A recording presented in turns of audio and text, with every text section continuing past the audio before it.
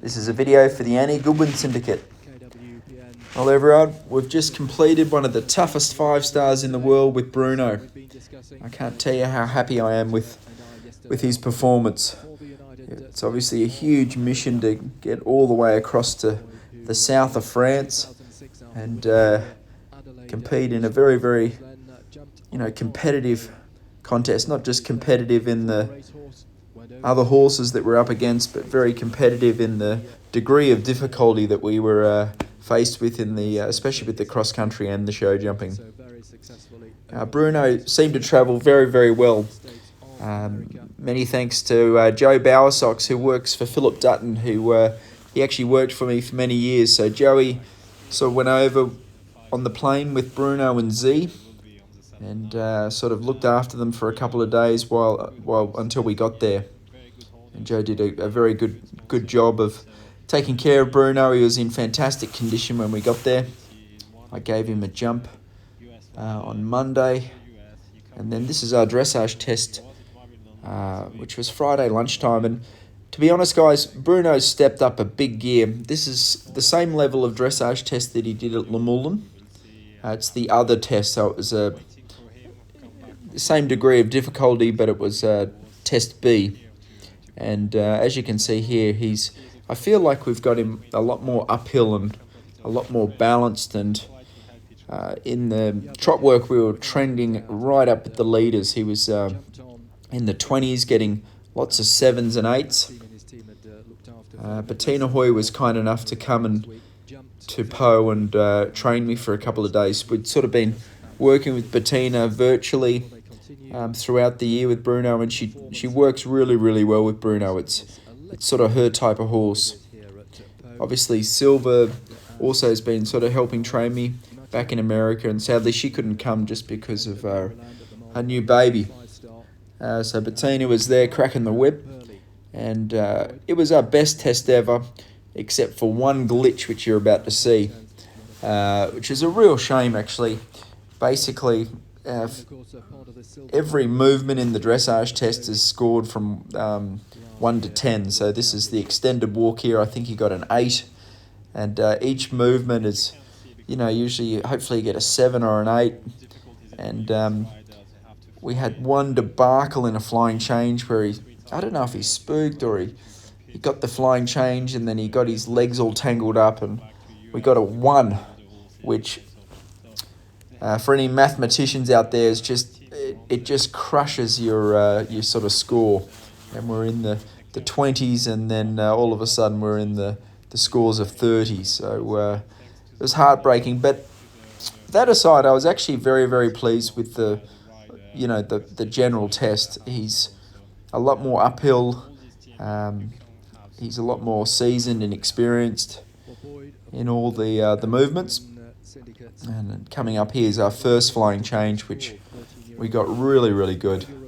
I find the flying change is the hardest part with him, and he got that one perfect. And then the next one, we sort of just got tangled up, and yeah, like I said, it was a bit of a disaster. Not really a disaster in the moment, but just a disaster for how expensive the penalty was.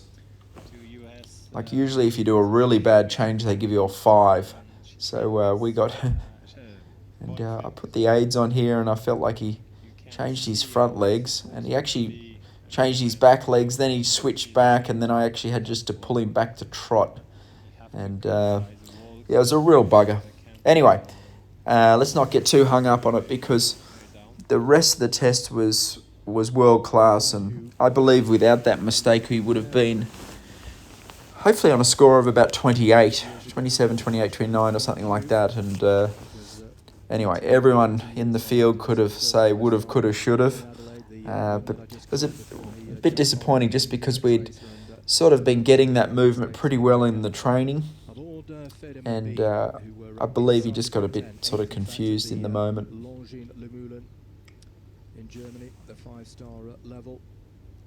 And he was also 4th on the cross country, which obviously you'll see in a minute, proved to be a really, really tough day of sort of not the biggest course like in size. Like I actually think Maryland or Burleigh's got bigger jumps.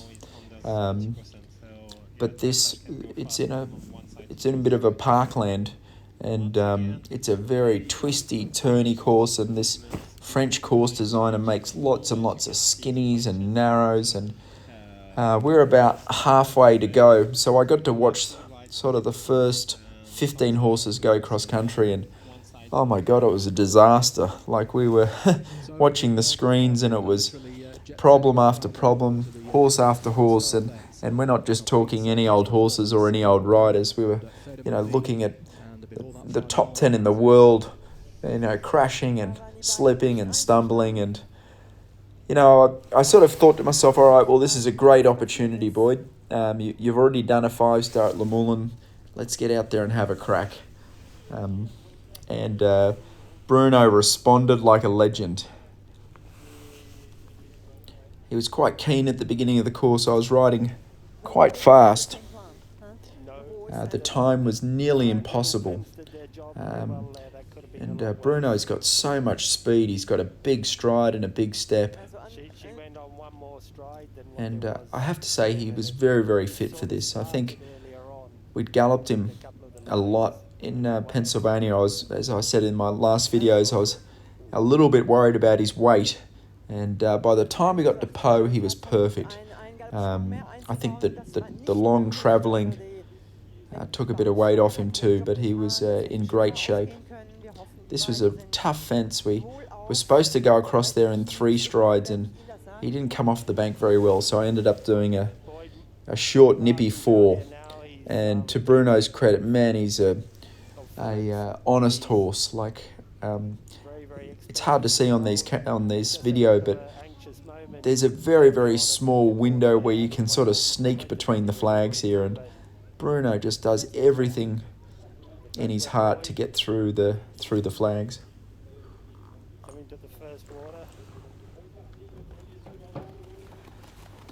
About now on the course, there was a rider in front of me, an Austrian rider, had a terrible fall, and it was at a corner, and I didn't know it at the time, but she fell, and she was pretty hurt.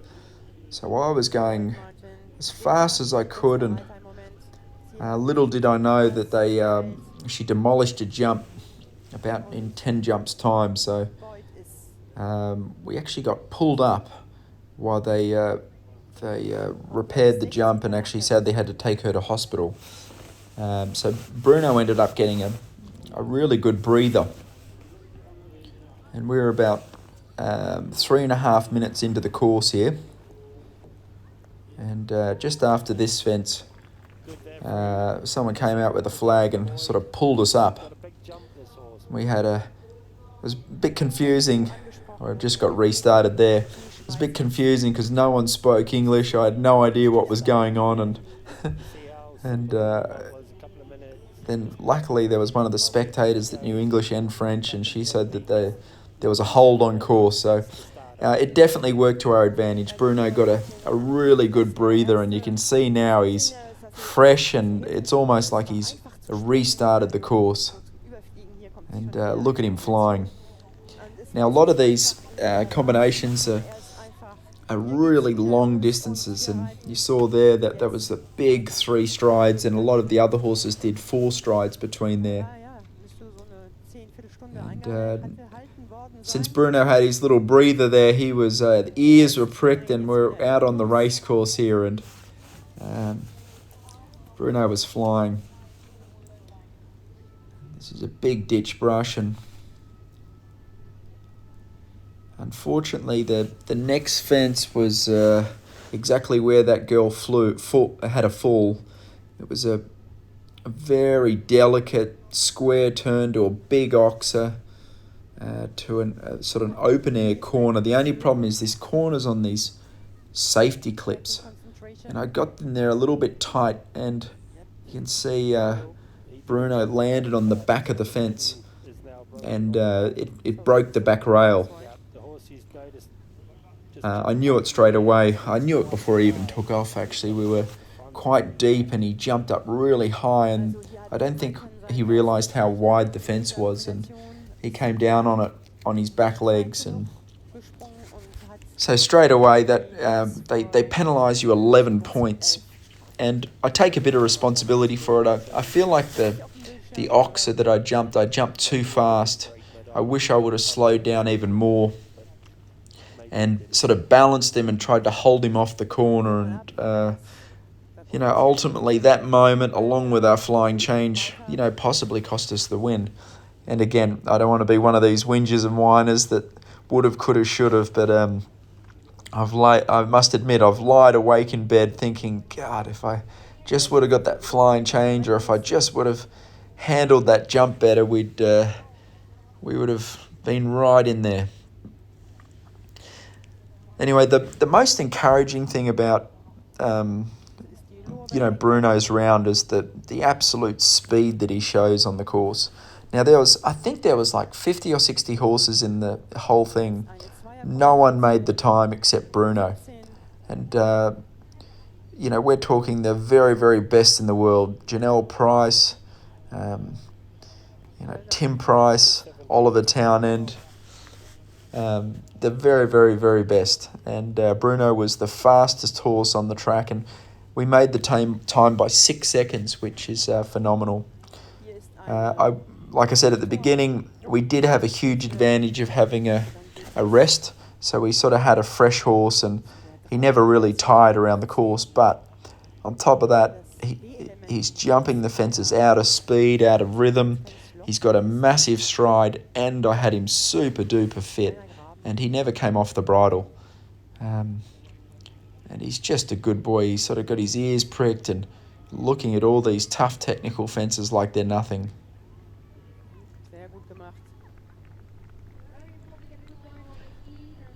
The next really tough fence on the course was this water jump that there was sort of a long way and a direct way. The alternative route wasn't that long. It was about 5 or 6 seconds longer. My plan the whole time was to go direct, but as I approached the jump, he had an almighty slip, and I nearly come off him actually, and in a split second I changed my plan and took the long way, which I'm glad I did, because this was a really, really tough fence. And, you can just see there he lost his grip with his back legs and twisted a little bit. And he's a legend though, just spun around and jumped this, and again we've still got about 3 minutes to go, and he's still full of life. So Bruno's going to fly back to America, I think, on Wednesday. My plan is to give him 1 month off. He's pulled up very, very sound. He's an incredibly healthy horse. I am going to take him to the New Bolton Centre and do what they call a bone scan from head to toe. In the dressage, and he's a little bit stiff on making the turns, and obviously that one flying change is a bit uncomfortable for him.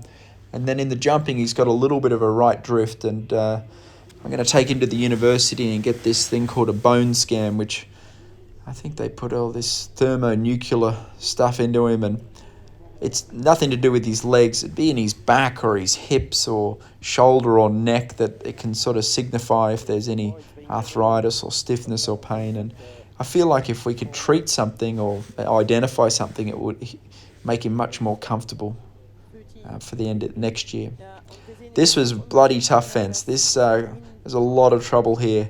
And Bruno nearly thought about running out, and at the last minute realised that he had to go through. And about now I could hear the commentator in English saying that Boyd Martin and Fedarman B are looking like they might make the time, and I gave him a bit of a spur, and he had plenty of juice left at the end. And ears were pricked. And I was seeing really good distances. I wasn't having to set him up too much for the jumps. And he was flying over them. And a lot of the horses were knackered at this part of the course. And I mean, look at this guy. What a legend.